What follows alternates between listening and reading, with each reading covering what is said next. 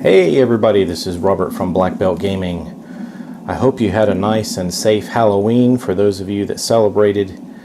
It's been about a month since I've been able to put a video up, and I wanted to continue my playthrough here of Mansions of Madness, the second edition. I've had a number of things going on. Maybe I'll cover some of that in a different video. I have tried to catch up. I rewatched my last turn. I think I need to make a couple of adjustments here on the board, and I hope those of you that have been watching will continue to be active in the comments and help me get some things right here, as I am doing my very first playthrough of this game. I'm enjoying it so far, and I actually, since it has been about a month, I noticed some of my figures have actually collected a bit of dust around the base due to the delay here that I've had in the game. I do apologize for that. Like I said, I may cover the reasons for that in a follow-up video on my channel, but let's get to it. Let's continue this next turn. Well, a couple of things here as we start out. Harvey is now wounded, and that means if he suffers another 5 damage, he's out of the game. And it looks like that he can't perform the move action more than once each round while he is wounded. I don't really know if there is a way to remove that condition. I just don't know yet. A couple of things here.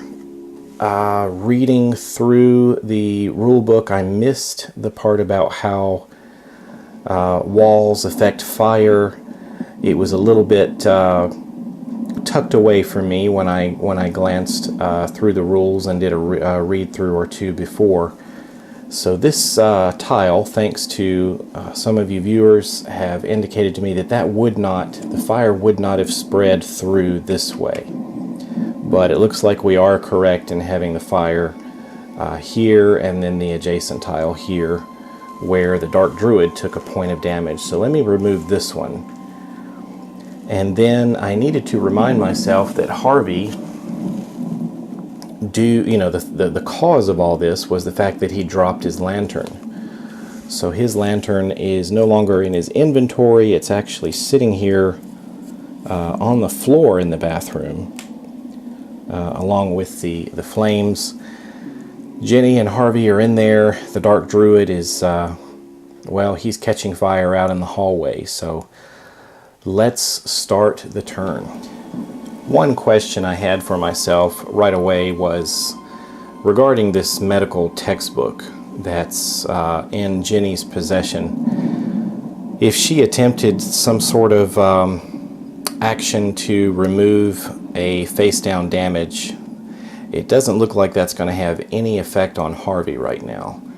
So I don't think that it would remove the wounded condition and give him a bunch of face-down horror and allow her to start trying to get him back up to full health. I don't think it's going to work that way. He's now without any damage cards, but with the wounded condition. So as far as I'm understanding it, I think if he gains any more damage cards, then maybe the medical textbook can help out. Well, I've been thinking about what to have Jenny do. I think the first thing I'll do is maybe have her try to take out this Dark Druid. He's already suffered 1 point of damage from fire. And yeah, that's going to hurt Jenny a little bit too. But I think I need to move her a space and then let her attack. And the fire is going to do something to her. Let me double check the rules and see what kind of damage she's going to take. Alright, her first point of action here is going to be moving. She's going to come out of the bathroom. She's trying to save Harvey. She takes a point of face-down damage. So I'll randomly draw a damage card and put that to the side for the moment. She still has a point of movement left, and she has another action available to her, and I think The action she's going to take is to attack the Dark Druid with her 2x4, which is a heavy weapon. Hey everybody, here we are in the application. And we've got the Dark Druid and Jenny right here, just outside the bathroom. And she's going to attempt an attack. So we'll bring up the Druid. And let's see. Attack. We are attacking with a heavy weapon. You whirl your body around, weapon outstretched. As you come around, you release the weapon, launching it toward your enemy. Roll agility. You need 2 successes. If you pass, the weapon catches the figure in the chest, throwing it to the ground, and you walk over and reclaim your makeshift missile. The monster suffers damage equal to the weapon's damage plus your test result. If you fail, you release the weapon too early and it spins off out of reach. You drop your weapon.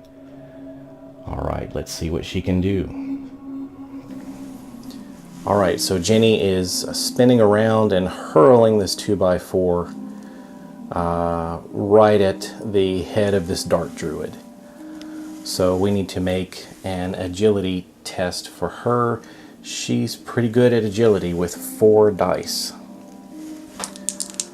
So let's just pan over here just a little bit. We have some rolling room here. We'll move Eugene. 4 dice. And we've got these 2 clue results. And let's see. I'm sure we've got a way to do this. We need 2 results to make this pass. We could spend clue tokens.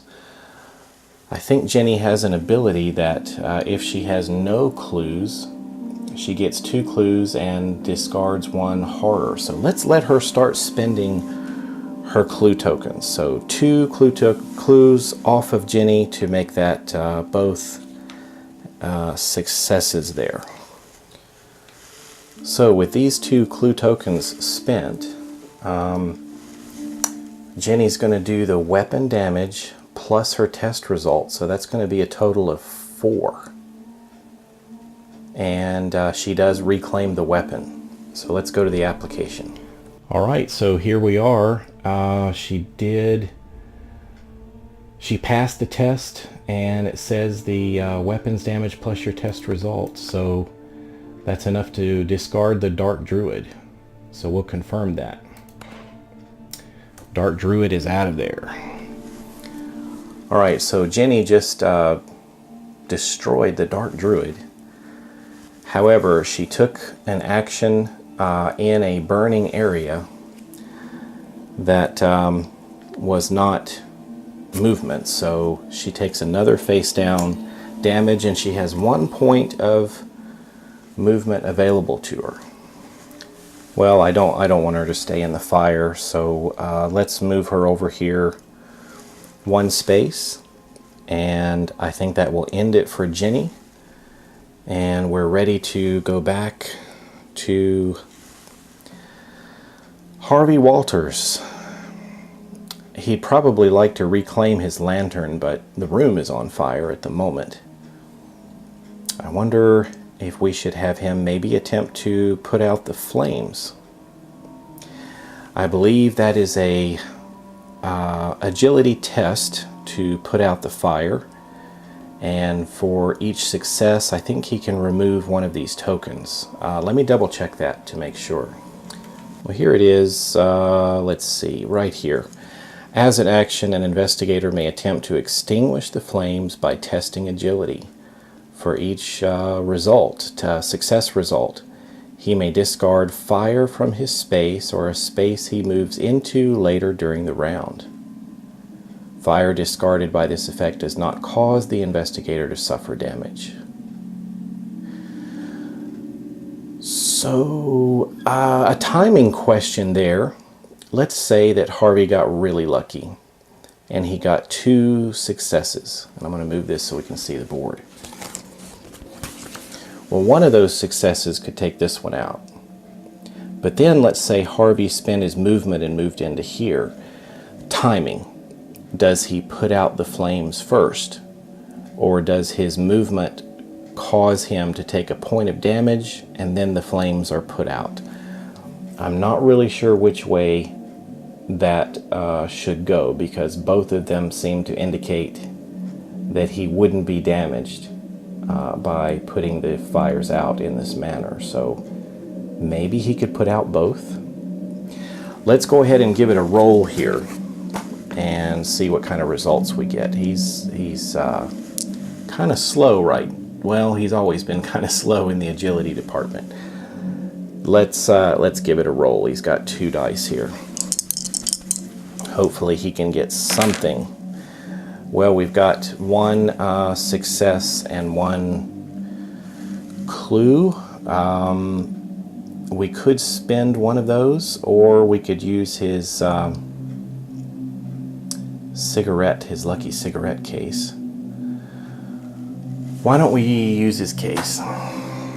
That's going to allow him, once per round, you may convert one of those to a success. So let's use that. We're going to give him 2 successes here. So moving back, that allows him to take this fire out. And this is his action. And then he's going to take his move and move into this room and extinguish the flames here.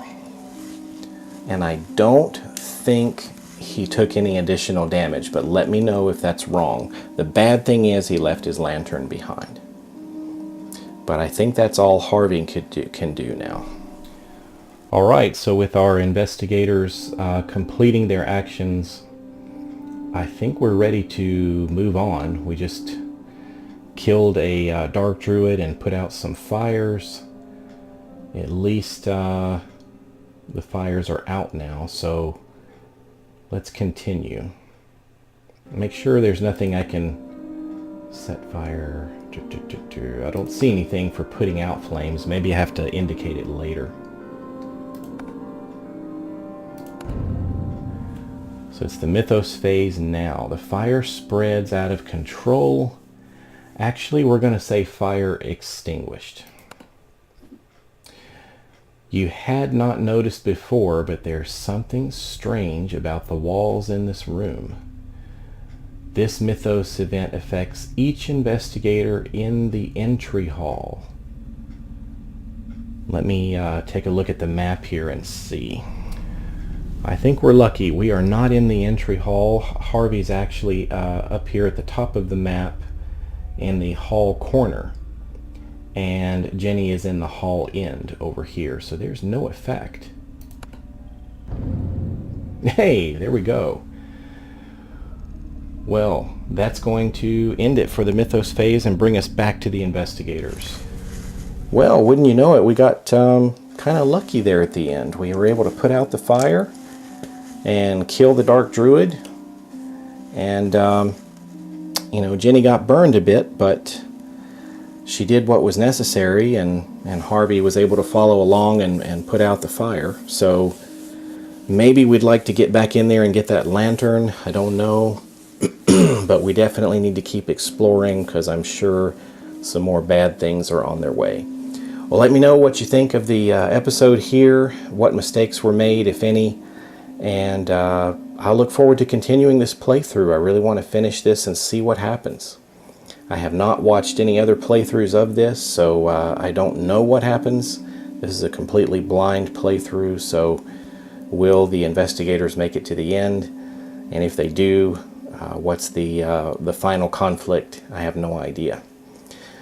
Well, thanks for watching, everybody, and I'll catch you later.